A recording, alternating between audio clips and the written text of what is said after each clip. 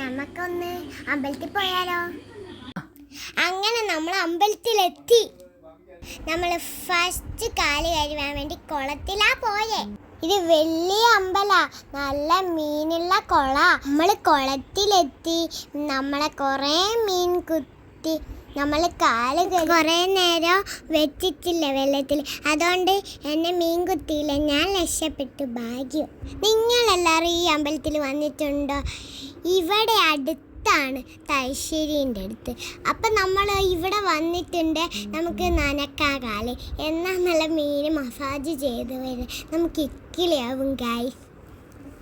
നമ്മൾ പോയാലും കുറേ ആൾക്കാർ കുളത്തിൽ തന്നെ, കുട്ടികളൊന്നും പോകുന്നില്ല. വന്നേരം പിന്നെ അവിടെ തന്നെ കളിച്ചു തുടങ്ങി.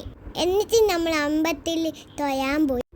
തൊഴുതിട്ട് നമ്മൾ ഒരു മരം ഉണ്ടായി, കുറേ നേരം ചുറ്റി. എന്നിട്ട് നമ്മൾ ചന്ദനെല്ലാം വാങ്ങിച്ച് തൊട്ടി. നിങ്ങൾ ഈ അമ്പലത്തിൽ വന്നിട്ടുണ്ടോ? നമ്മൾ പായസം വാങ്ങാൻ കുറേ നേരം ക്യൂ നിന്ന്.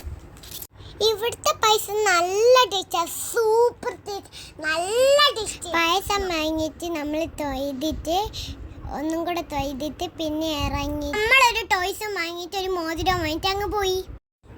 ഇതെല്ലാവരും ഇഷ്ടമായി ഒന്ന് ലൈക്കും സപ്പോർട്ടും അടിക്കണേ.